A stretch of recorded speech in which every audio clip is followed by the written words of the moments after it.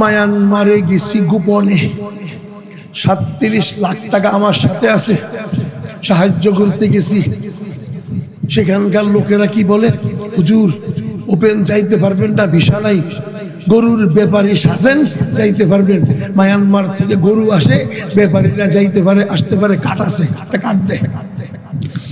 কয়েকটা খুঁতি লাগান, লুঙ্গি পরাইছে, খুঁতি লাগাইছে, খুঁতির ভিতরে টাকা, শার্ট পরাইছে, মাথায় গামছা পেঁচাইছে, হাতে দিছে একটা লাঠি, গরু খেদা। এইভাবে ভিতরে গেছি। ভিতরে যাওয়ার পরে 3 জন চেয়ারম্যান স্বাগতম জানাইছে।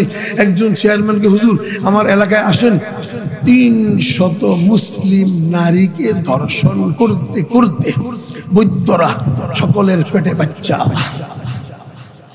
ও শান্তি।